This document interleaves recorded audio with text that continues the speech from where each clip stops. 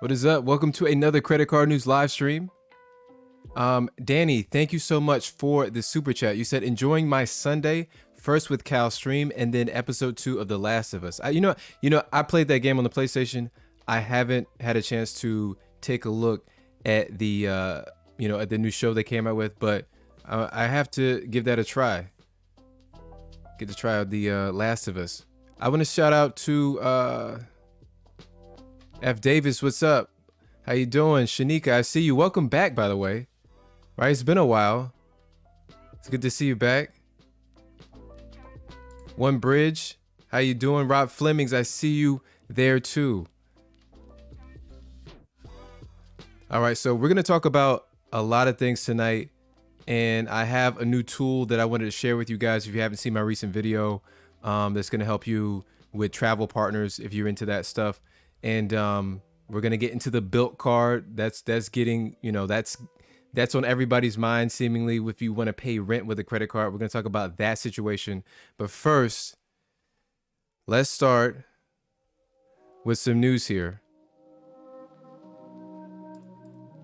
So the headline is decade high credit card personal loan delinquency rates coming in 2023. So this year, says TransUnion. The rate at which U.S. consumers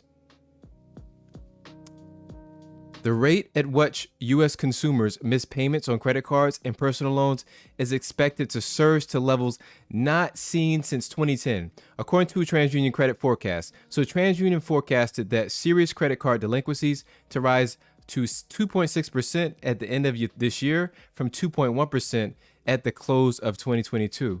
So unsecured personal loan delinquency rates will increase to 4.3% from 4.1% in the same time frame.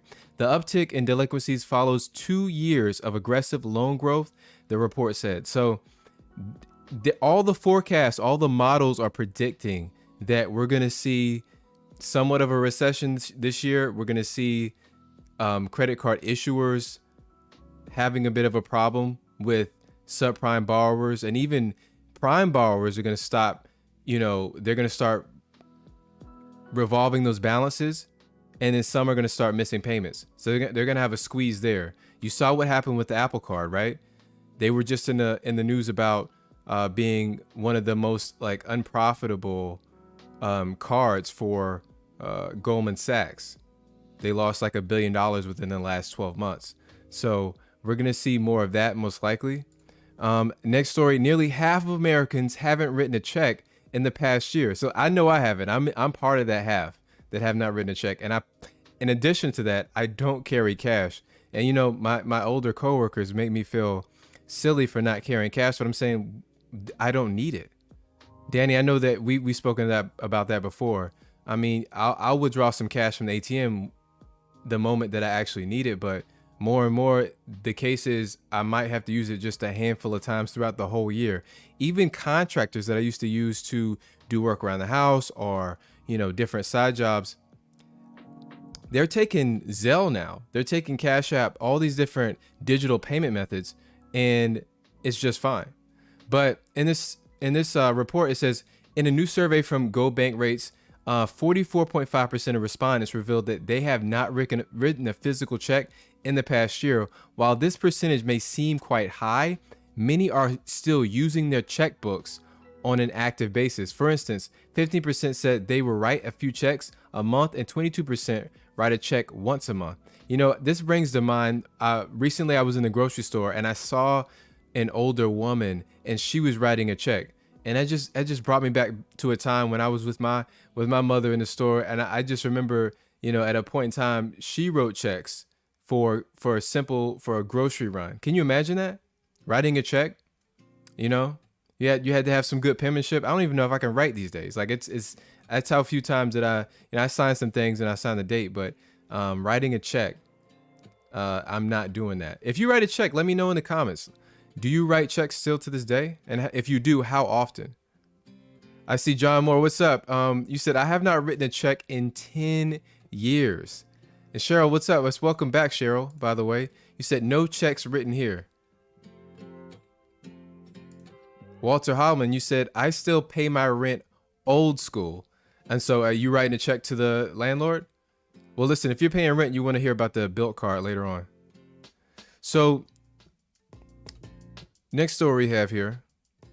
Let's move on to the next one. So this is really good news if you have the X1 card. And so I was really on the fence about this X1 card. I have to tell you, I have not reviewed this card, but I have mentioned it in a few videos because the great thing about the X1 card is that they will show you your credit limit before you're actually approved for the card. So during the pre-approval process, they will soft pull your credit score, your FICO score, and they will give you a credit limit. And 9 times out of 10, you will get approved for that credit limit. Some people, now I do need to admit that some people have come out and said that their credit limit was retracted or not retracted immediately. It after a few months or so, after they use the card, they eventually had their credit limit decreased. This can happen during economic downturns to just about any card, but some issuers are more prone to doing that than others. But I haven't had that experience. Okay, and it seems like it's very few people that's having that experience. I started out with a $15,500 limit, and I still have that limit. And with this card, I actually use it. I found a really good use case for this card, and I'm gonna tell you about it right after this. So the X1 card now allows you to earn 3x back on a month-to-month basis, based instead of the so you can do it on a month-to-month basis instead of requiring that you spend $15,000 within a year. You should receive an email to upgrade to the monthly offer over the next few days. So this is actually a screenshot of what I received in my email, and I was excited because this is a huge improvement, because I think just about anybody, or many people, I shouldn't say anybody, many people are going to be able to spend more than $1,000 if you use this as your primary daily driver card. I think you can, on a monthly basis, average over $1,000 in spending, especially if you use the pro tip, which is use this as a family card. So, you know, for me, in my situation, I have my wife and I have her as an authorized user. She also uses the card. And so together, it's easy to surpass that $1,000 mark. And what that effectively does for this card is that you're earning 3x back monthly. And so a big problem with this card is that it leaves you with limited merchants to redeem at. So you only have about 50 to 60 merchants. They're pretty big merchants, but to get the full 3x back. But say, for instance, you want to get cash back, you can still get cash back for a slightly less of a redemption. It ends up being 2.1%. So if you're earning 3x back, you cash and you decide to get your rewards in cash back, you're still earning 2.1% back, which is even better, slightly better than the standard going rate for like a double cash card or a SoFi credit card. So that's why I like what they're doing here. All right, next story. The Verizon Visa card shows your starting limit before approval. So a few customers had reported that they received their credit offers after pre-qualifying. So just a pre-qualification with just a soft pull, and those offers held true when they finally accepted. And I definitely have to put that that added detail in there, because some people have found that with other issuers, their final limit might be smaller than what they were promised initially. But, you know, in this case, it's not. You're going to get the same limit that you see from the pre-approval. And so it's issued by Synchrony Bank. You should know that. A lot of people don't like Synchrony. I haven't had an issue with them yet. Now, I know Danny has had accounts closed by them, which is a serious issue. But with this card, you really need to have a Verizon account with them. I have two. I have Verizon Fios and I have Verizon Wireless Service. And you get 4% on gas and grocery, two huge categories, by the way. 3% back on dining purchases, including takeout and delivery, 2% on Verizon purchases, and 1% elsewhere. And plus, added benefit, it's a no annual fee card. I don't think there's foreign transaction fees on it. For most Synchrony cards don't have that, but this is actually a metal credit card, you should know. And next, nearly a third have experienced financial infidelity. So I always love to see what new phrases, catchphrases, buzzwords that the columnists and the media is going to come up with next. I never heard of this before. Financial infidelity. It sounds like something that would be discussed on like Dave Ramsey's show, right? Um, An early January survey by U.S. News shows that 31.9% of respondents have experienced financial infidelity. This represents a 2 percentage point increase over last year's January survey about the subject. So financial infidelity occurs when one partner they hide or lie about a money-related decision. Types of financial infidelity that occurred: making secret purchases, that's 55%, hiding debts or accounts, that's 44%, lying about income. Wow. I mean, how do you lie about that? I mean, if you're in like a serious relationship, how can you lie about your income? I mean, you got to be pretty open. I mean, somebody's going to be at some point see your pay stubs, like official documents, you would think. If you're married, you got to see that stuff. You're doing taxes, right? So 38% lying about income, draining money from savings, 29%. That is criminal. That's sad. Lending money without your partner's consent, 20%. How do you lend money? I need some like explanations. I'm gonna have to dive deep on this. I need some explanations for how do you lend money without their consent? And how do you lie about income when you have a long-term relationship going on? You're married or something. That's amazing. But okay, what do you guys think about financial infidelity? Has that happened to you? Has that happened to you right now? I know that finances is one of the number one reasons people have fights, break up. But I love that they coined this phrase. It's kind of like the phrase quiet quitting, quiet hiring. You know how they just try to make these things catch. So listen, you definitely got to watch out for that financial infidelity. You know, I find that when people, I find that the general public, the layperson, they don't like to tackle the issue. So they just like a bad thing going on. If you just out of sight, out of mind, it seems to be the remedy for them. So as much as they can get away from the subject, spend the money, forget about it. Hey, they got the debt, but you can't see it, right? You don't know if you don't open the letters, if you don't, open the accounts and deal with it, it's not there to them. So, so finally, guys, this is the topic of the stream. We have to talk about the Bilt credit card. So, if you don't know, I have a newsletter that I covered this in a few days ago. And so if you want to be a part of that, I'm covering top 3 stories, things like I'm doing not testimonials, but I'll be doing breakdowns from other people's, like a case study from other people's successes with raising their credit limit. And I'll have special deals in this newsletter. It's a weekly newsletter. It goes out Friday or Saturday. So definitely sign up on my website. I have a link in the comment section, in the pinned comment. So the Bilt card is currently being targeted by a BIN attack. So a type of fraud that targets the bank identification number of credit cards. The reason behind the attack is the newness of the card. So this is a bit of speculation that this is because these cards are relatively new. This was a card that was issued less than a year ago. So it has only been in circulation about a year and a half, making it easy for fraudsters to target all the card's expiration dates that fall within a specific range. Bilt has implemented measures to detect and deny fraudulent purchases. However, experts suggest that a better strategy would be to spot the fraud, deny the charge, and keep the card open. All right, so if you can stomach the pain right there, you see like what people have been seeing is that even before they get their card, unfortunately, they're getting like a 10-cent charge or a 15-cent charge from like another country. And so they immediately say, hey, issue me a new card. But apparently that might not be the best solution. So they're saying that this way the failure would move past the card and make it less likely for the attacker to try again. So maybe they try once, it doesn't work, and then they never retry that number, is what I'm getting from this. Bilt has also considered creating a blacklist of merchants and tightening their fraud detection.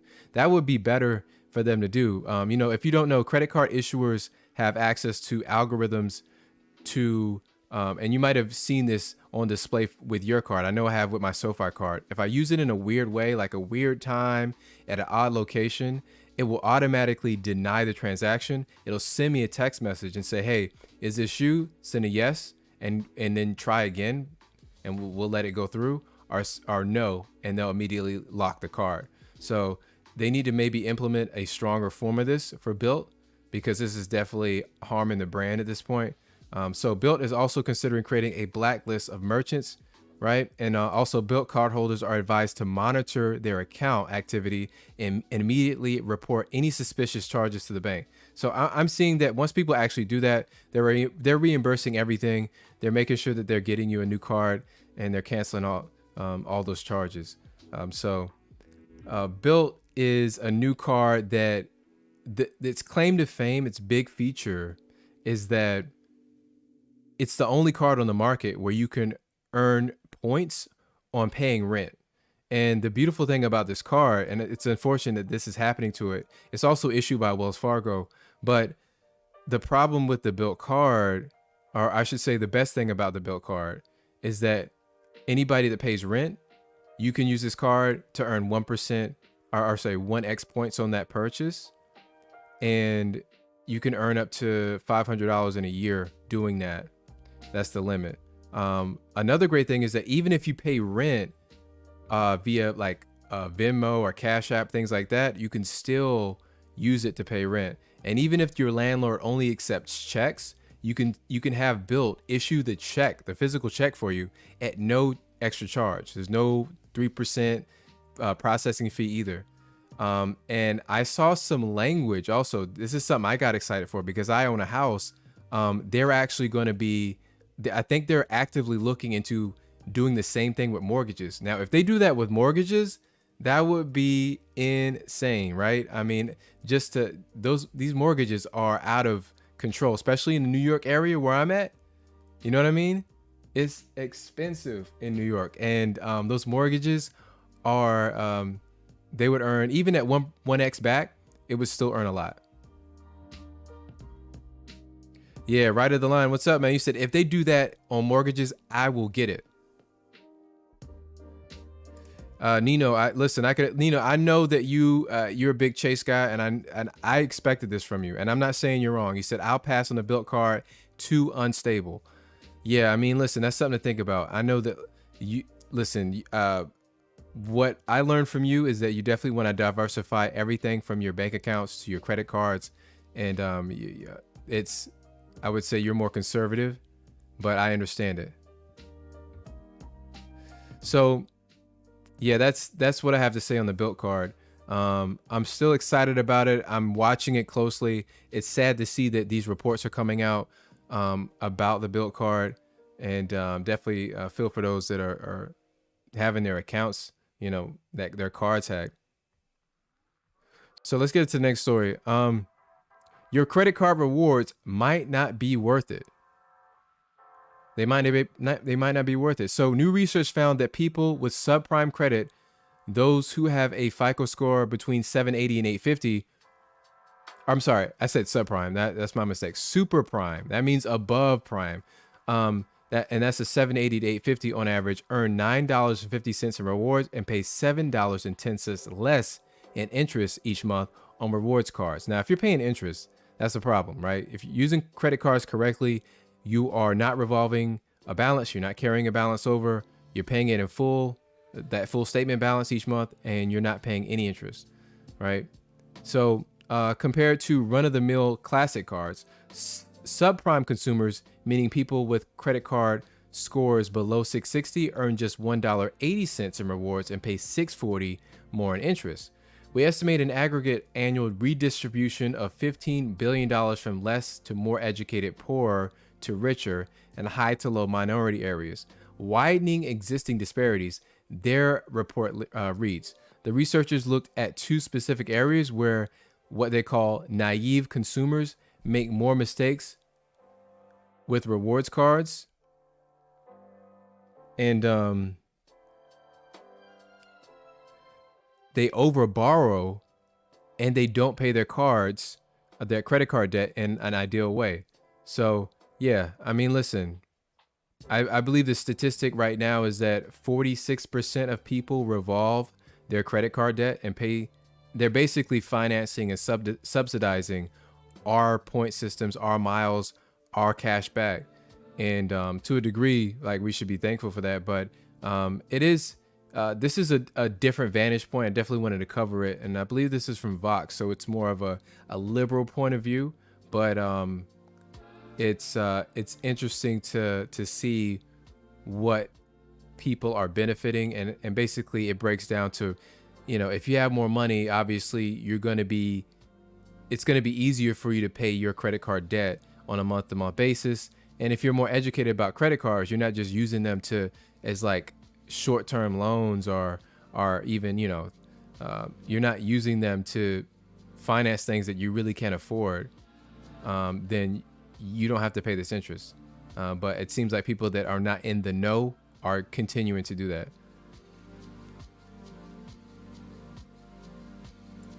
Next story: more than 1 in 4 checking account holders are paying fees. Now, this is something that really kind of grinds my gears, about how the big banks are really taking advantage of their market share. They still have dominance, even though these fintech companies are nipping at their heels. Like Bank of America, Chase, all these different mainstream bank accounts that some people have that are charging fees, they're not switching. And I'm sure it's probably, people are scared about where to put their money at. They're not informed about the other options out there that are really good, that, of the other checking accounts and savings accounts that you use, that you're actually getting great, great interest rates on. But it says that even with broad availability of free checking services, 27% of checking account holders are paying fees every single month. For consumers who aren't taking advantage of free checking, those fees add up to an average of $24 per month. Wow. Or $288 per year. So not only are they paying interest, they're getting charged for the simple pleasure of using a bank account when that completely free, and they're missing out on interest payments. So, I calculate right now with the SoFi, my SoFi checking account and savings account, the savings portion earns 3.75% right now. And other bank accounts you can get with similar rates, like Capital One offers their own free checking account, and there's a myriad of others. That's a few hundred, depending on how much money you have in. That's hundreds of dollars per year you're missing out on, right? So in addition to not getting that, because with a Bank of America account, you're getting charged fees, you're getting 0.001% in interest, right?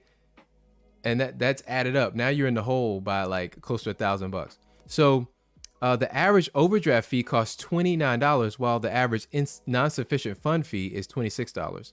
So listen, you definitely, it just takes a few minutes to learn about this, and you can avoid all that stress. You can avoid it. So if you haven't yet, please, everybody, whoever's in the chat, I want to acknowledge everybody. Just go ahead and like this stream. If you want to see more live streams just like this, go ahead and like it for me. Go ahead, hit that like button.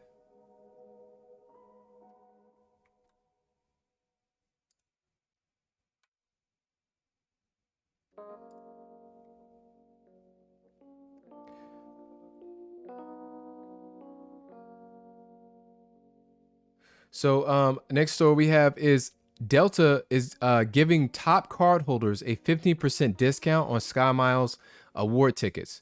So a big new benefit could be on the way for Delta flyers with the top tier Delta SkyMiles Reserve American Express card. That was a mouthful. Discounts when redeeming your Delta SkyMiles. So the Amex quietly updated some of their terms of its official application page for the Reserve card to add a new benefit it's calling Takeoff 15. Just log into your account with a Reserve card attached, search for a flight using your SkyMiles, and you'll get a 15% discount when booking an award ticket on Delta operated flights, but not partner bookings with carriers like Air France or KLM. Next, we have why many Americans don't think they need a bank account. So this is going hand in hand with the other story about paying fees in your bank account. Some people don't even think they need a bank account at all. Let me know if you know somebody like that just goes unbanked. Do you know someone like that? The new bank best banks of 2023 a survey found that only 56% of Americans say they definitely need a bank. That leaves a whopping 44% of the population being somewhat ambivalent, so they're conflicted about this, about the need for a bank. 20% of Americans say they probably need one, and another 20% feel neutral about it. Meanwhile, 2% say they probably don't need it. 1.6% say they definitely don't. So data shows, however, that despite this feeling, the majority of Americans have bank accounts. To put this into context, 4.5% of households, or 6 million Americans, who were considered the unbanked in 2021, meaning that no one in the household had a checking or savings account at a bank or credit union.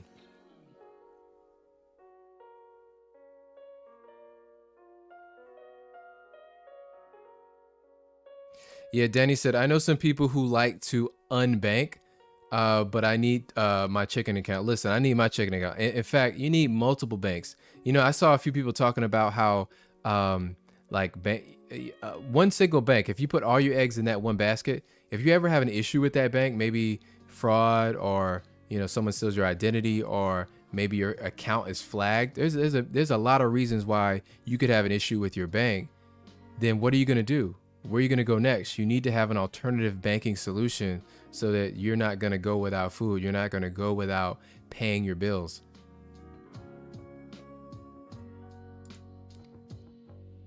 Wandering Doc, I see you, man. What's up? How you doing?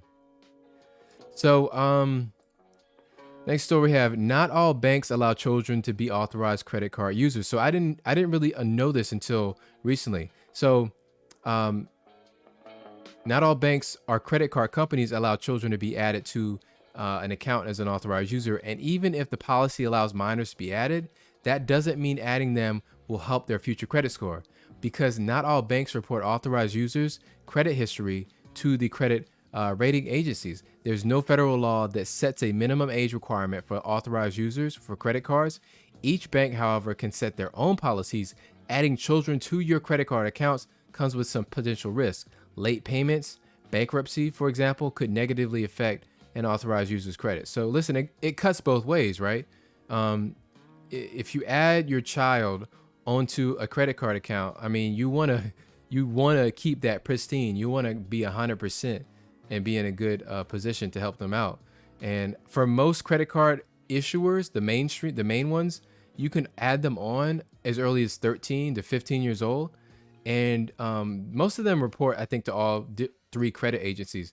You definitely want to look. I make it a habit, and we're going to talk about this a little bit later, to check that. You can just scroll to the bottom of the homepage for whatever credit product you're looking at, and they should have a box that answers that particular question. It'll tell you reports to 2 credit agencies or reports to all 3 credit agencies. You definitely have to look for that, because you could think that you're adding somebody, but they're not getting the positive benefit because they're not even reporting that good data to the agencies.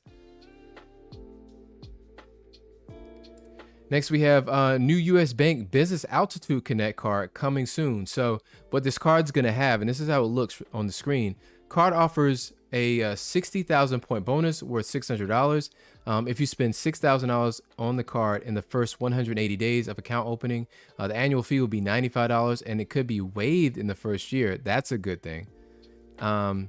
It's going to have 5x points on travel booked directly in their rewards center, 4x points on travel, including airfare, hotels, gas, EV charging stations, on the first $150,000 in combined annual spend.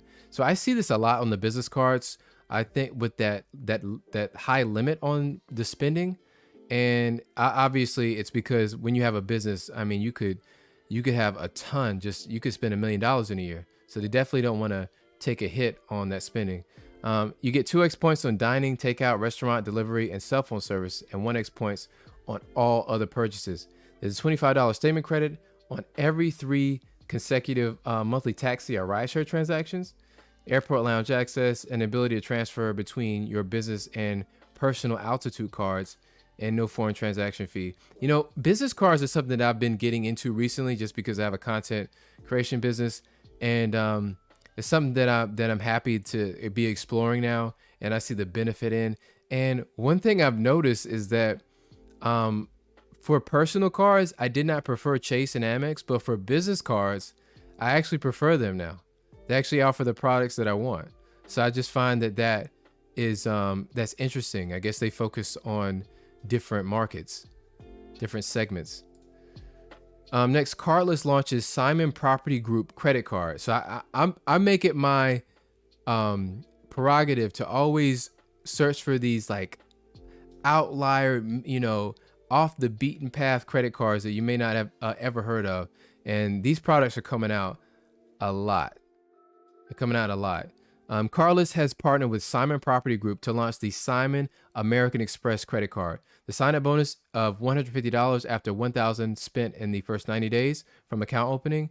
The card earns at the following rate. So you're getting 5% back at participating Simon destination retailers. So I should have listed the retailers here. They're actually pretty well known, like Zara.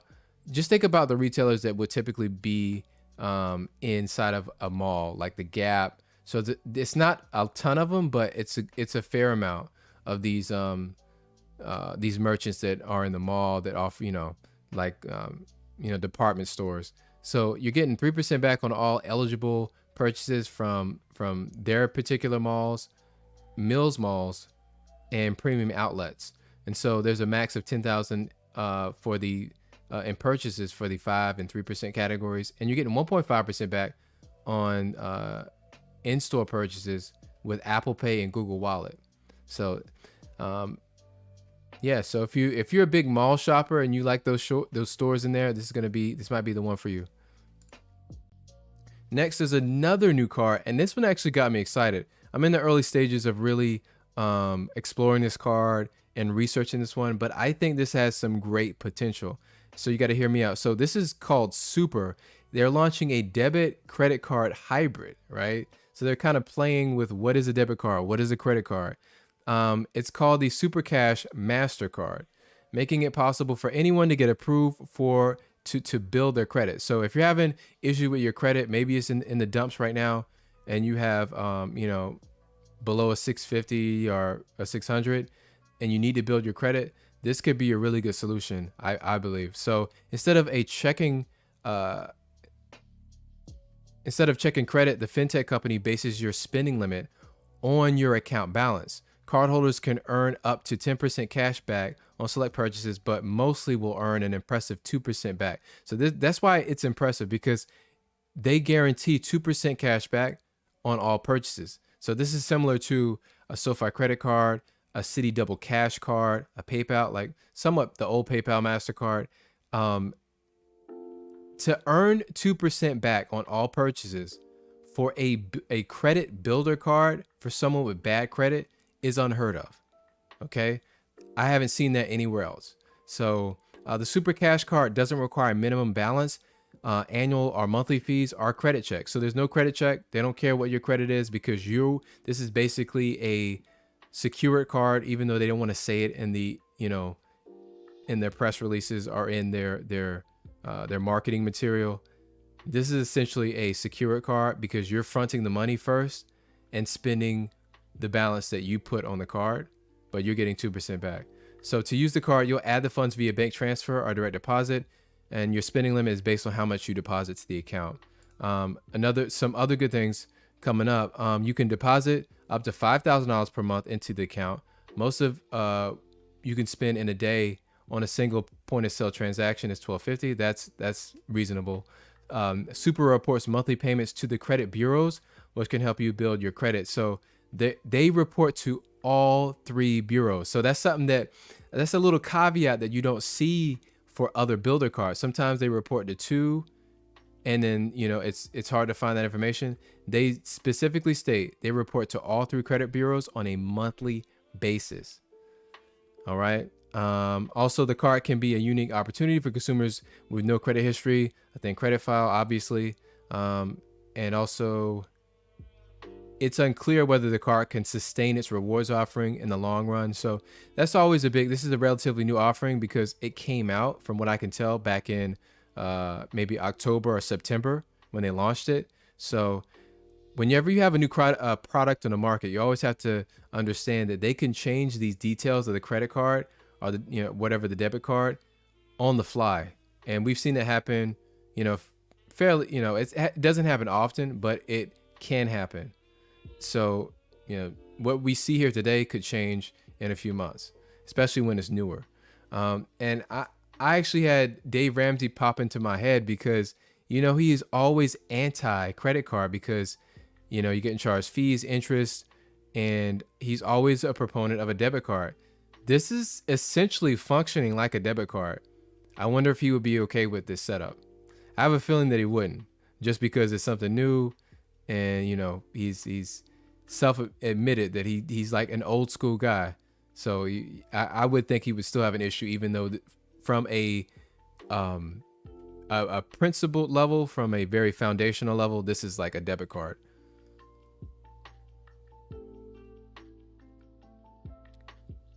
Nino said, it's too good to be true. This is not possible. Listen, I don't look. I mean, I see them. I went to their LinkedIn. I see people working on. They have a board. They're passing the checks. They're passing all the approval markings that I need to see. But I'm gonna keep my eye on it. All right, next, I want to let you guys know about a strategy that I didn't come up with, but I thought was really good. And this kind of involves a little bit of churning. So I want 3 City Custom Cash cards. I currently have 2 of those cards. So my strategy to get a third card is going to be a long-term play, right?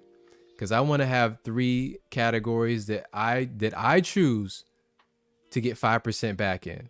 All right. So my plan is to apply for a City Premier travel card. All right. So I didn't have City on my list initially, and I don't know when this is going to happen, but I'm going to try to go for it.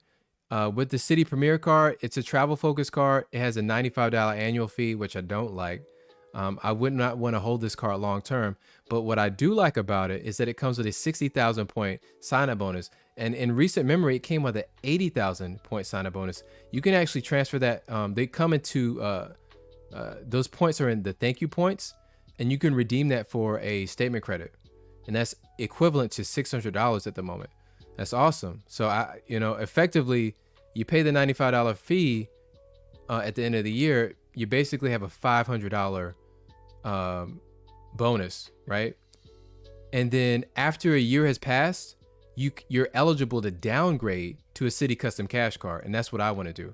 And so once I get my third one, I'll have a card for gas, grocery, and dining, right? And anything else I want. And I think they have about 15 different categories you can choose. So that's the strategy. Do you see anything wrong with that strategy, or do you think it's pretty sound? And Nino, man, thank you. You said awesome content. Happy Chinese New Year. Thank you, sir. Thank you, Nino. I really appreciate that. Yeah, a lot of people are thinking that the City Custom, I've been seeing reports that people think the City Custom Cash card is going to get nerfed. They think the Capital One Venture X card will be nerfed. I've seen, at this point, it's just rumor. I haven't seen any validity to that. I hope not. I mean, these are great products in my estimation. So I hope that doesn't happen.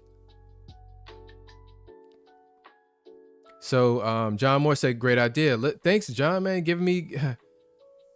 Thank you. Appreciate that.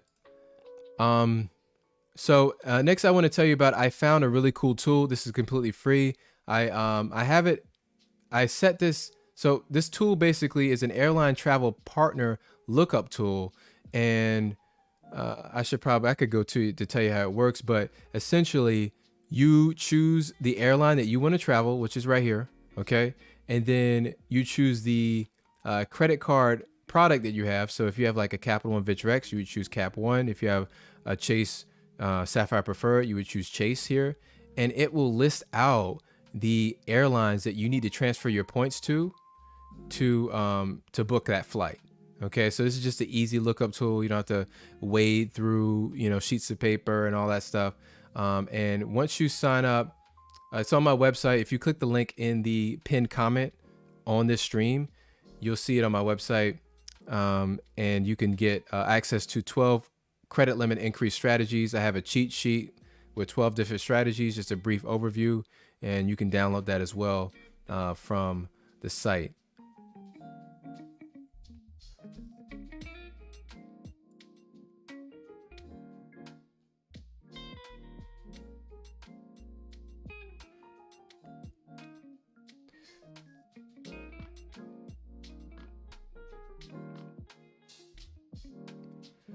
All right. So Nino said, is Goldman Sachs dropping the Apple Card? I haven't seen. I've seen somebody report that once or twice. I wouldn't call that just yet. I wouldn't call that. It's been going for 2 years. It's still early. I don't think they have so many users, so many card holders at this point. It's still, despite what you might see on YouTube, there's still a lot of people that are excited to get that card. And I don't really view the Apple Card as a direct competitor to these better, travel cards and the Chase Sapphire Preferred or the Chase Freedom Flex card or all the City Double Cash or Custom Cash. You need a 700 score or above typically to get those cards. But the Apple Card, you can have a 600 score and sometimes below. So I put that on a different scale when I rate those cards because I see, okay, what's going to be accessible for the most people? The Apple Card is. It's just an entry level card.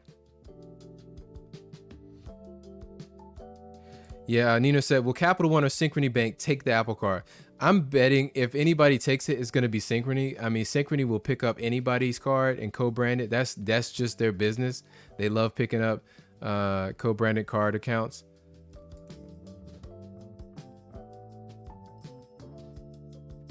All right, so going back, so Wondering Doc, you said there is no way in heck, I can say that word on YouTube, that 2% on a debit card is even possible.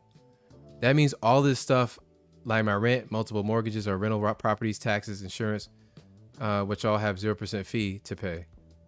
Really? How does that work? You have a 0% fee on what card are you talking about? The Bilt card can do that, but it's at a 1% points. It'll give you 1%. 1x points on rent payments. That 2% card, you're still going to get charged fees if you try to use that super card to make those purchases. F. Davis said, I will drop the Apple Card if Synchrony takes over.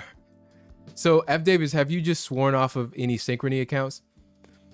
I keep my eye on Synchrony. I do have numerous cards with them. I have the Verizon Visa, the Venmo card. I got Amazon store card. So I have some exposure to Synchrony, but they haven't done me wrong yet. In fact, I have my largest account currently with them.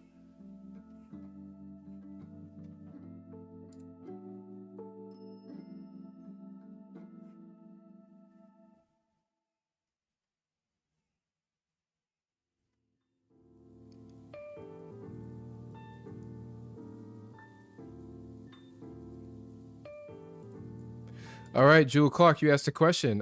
Thank you for that. You said, would you repeat how to find if a credit card reports to the credit bureau? So all you have to do to go to find that out is you have to go to the main landing page of any credit card product. And typically, if you scroll all the way down to the bottom, it'll have like a FAQ or frequently asked questions area. And you can just click and it'll drop down and answer these questions. And one of those questions is always, what credit agencies does it report to? You can even try, if you have a computer, you can hit like, if you have a PC, you can hit Control F or Command F if you're on laptop. If you're on MacBook, and search for credit report or reporting, and it might just, directly shoot you down there to access it.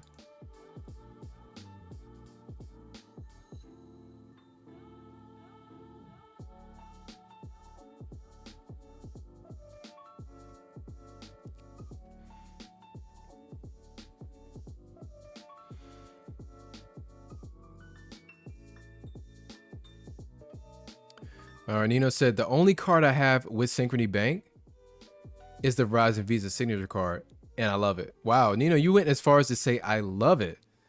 So you must be using that heavily for its for gas and groceries, maybe. I was using it just for gas. Now I use one of my City Custom Cash cards for gas at the moment. And I kind of had to reshuffle kind of my strategy, what cards I'm using. So now I'm primarily using the X1 card for a lot of purchases, for like general spend purchases with my wife. And then I use the City Custom Cash for groceries that I pay for, gas purchases, and the Visa for the Verizon Visa I'm just using for my Verizon bill with FiOS and with wireless payments.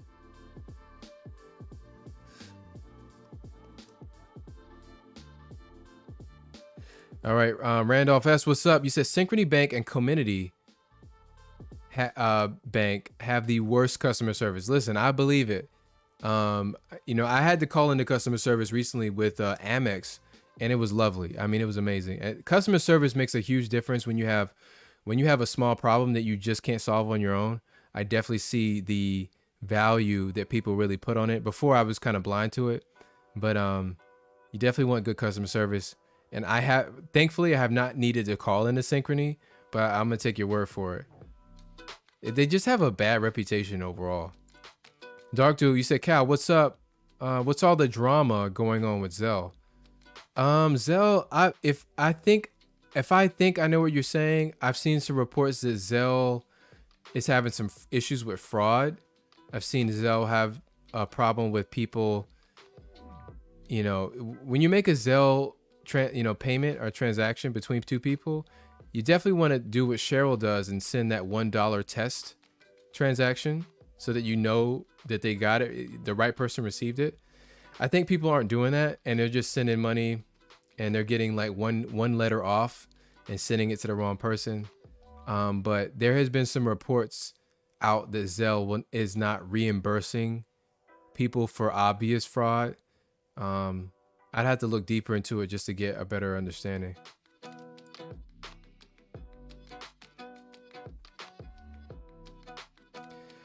So guys, did anybody get approved for a credit limit increase? You know that is that time. Did you get a credit limit increase? Did you get approved for a new credit card? And if you did, let me know so we can celebrate you. We can talk about it. What did you get approved for? I want to see some wins. I want to hear about some wins.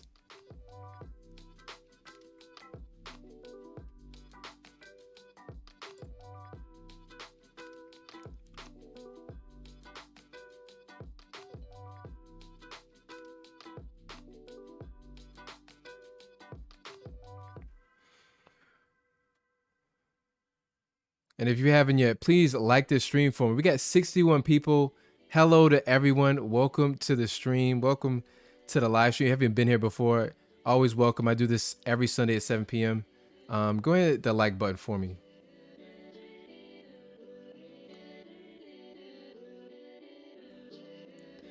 And if you got approved for a new, for a credit limit increase, I want to hear about it. If you got approved for a new card, I want to hear from you. Wondering Doc, you said, yeah, one of my friends told me to apply for a credit limit increase on an Amex card, my first time requesting a credit limit increase. Nice. How much was your increase for? I'm sure it was a lot. I think you're a high earner. You got a business. Big Jim RC, what's up? You said this week, City Costco, you got to increase. You were increased to $11,400, and you got the Bread Amex for $8,500. Listen, man, that's awesome. Great job on that.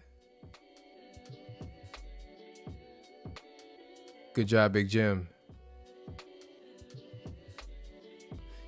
Wondering Doc. Oh, first, Dark Dude 2000, man. Thank you, Dark Dude. Appreciate you as always. Dark Dude, thank you, sir. Thank you. It's good to listen. I've seen you. What has it been? A few months now that you've been a part of the streams. Always a pleasure having you.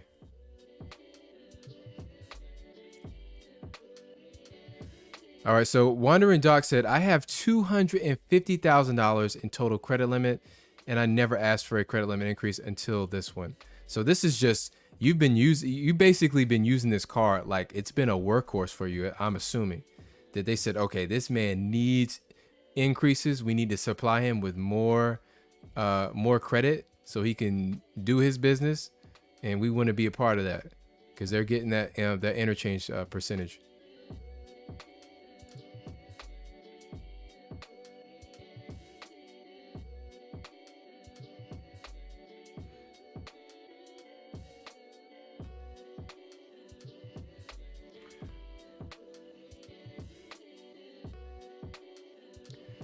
All right, Team Queen Beast, what's up? How you doing? You said, I just got approved for a Miracle Express Blue Everyday card. So is that part of the name? I don't think a Miracle Express Blue Everyday. Is that like a store card? I just want to know what we're talking about here, where we're at. Just want to know where we're at here. But congratulations, by the way. And what was your credit limit? F Davis, man, thank you for coming through. F Davis, dude. I'm very thankful for that. You said great stream, great credit card info.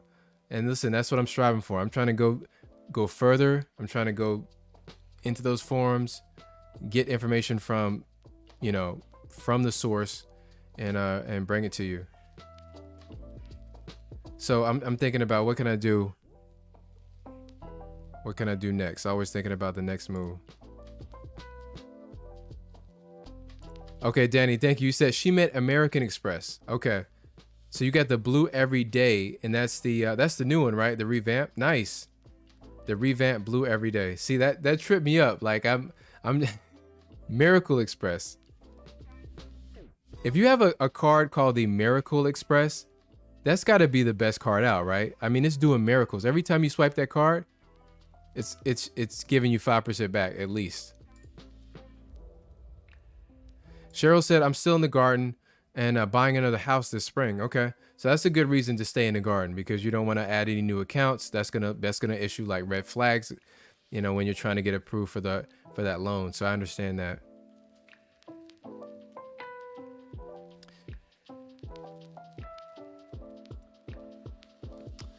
E. Hamilton, you said approved for the Amex Green, first time with Amex, good move or not? Okay, so I'm not too familiar with the Amex Green card. That hasn't been on my radar, but Amex in general, people love that credit card issuer. They love the customer service. They like their products. Like the gold card is huge. The blue cash preferred is a big card that people like for everyday like grocery purchases. So Amex in general is good.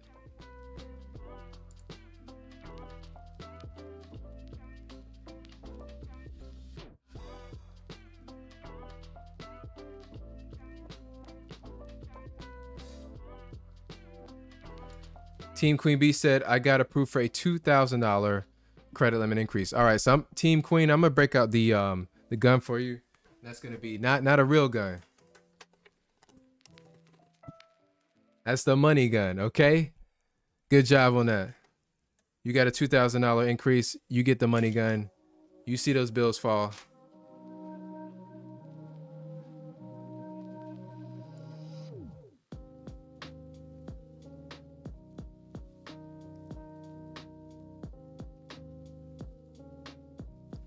Right of the line said, I love this, man. You're bringing the jokes here. You said synchrony cards are miracle cards because when used, if they haven't closed or lowered your credit limit, it's a miracle.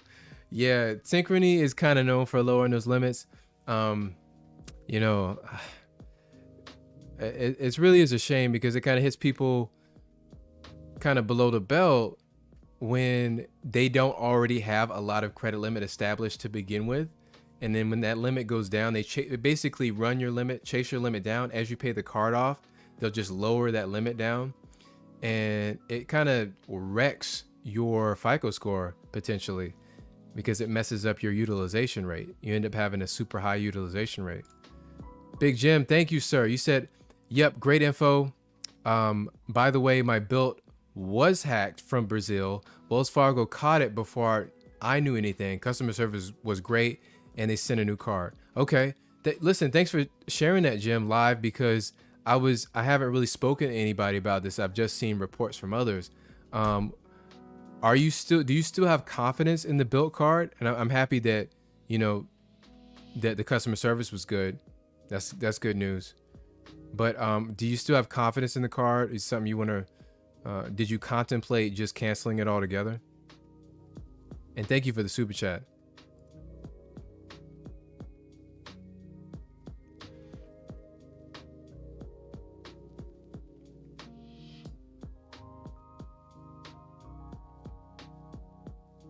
because I'm a little on the fence about this Bilt card because I want to recommend. It's so easy to recommend just because if you pay rent, which is like last time I checked was like 60% of my audience, it's a no-brainer to get this card because there's no other product that you can use to earn points on those rent payments. But at the same time, I don't want to set you up to get, you know, your card hacked at the same time.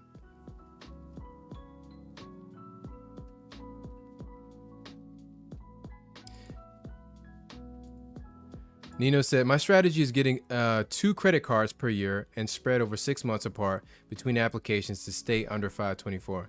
See, listen, right now, I'm going to be honest with you.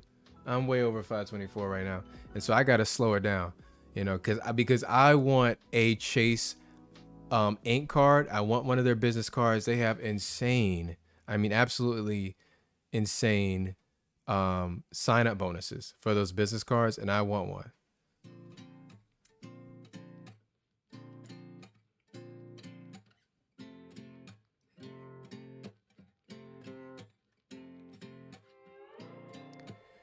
Riderline said, Synchrony is weird. My PayPal has a $9,000 limit, and out of the blue, they lowered it to $8,600 or $8,600. Then 2 weeks later, back to $9,000. Yeah, that is strange. That I've never heard of that happening before. But if any issuer is gonna do it, it's gonna be Synchrony, right? That is weird. They must have looked at your account and said, I think we want to chase this one down. And then somebody else went and circumvented that a few weeks later and said, you know, let's just leave it alone. That's weird.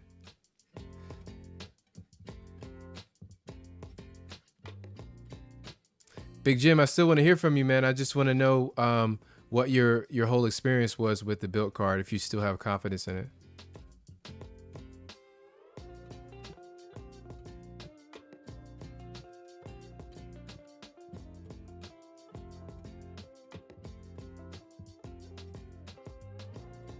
All right, Big Jim responded. You said, yes, I thought about canceling it. I haven't used it in 6 months, but am impressed.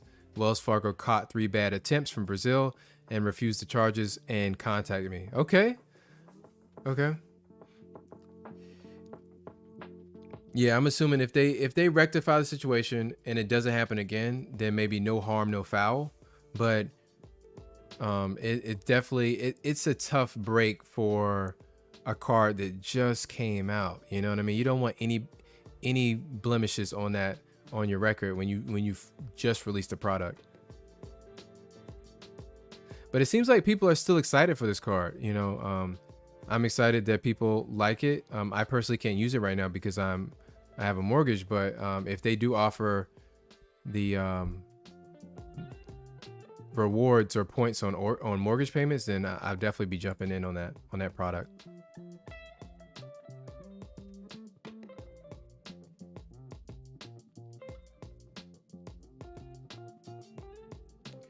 So I just want to thank everybody for attending this stream. I'll be streaming again next Sunday at 7 p.m. like always. And guys, have a great rest of the week and have a good night.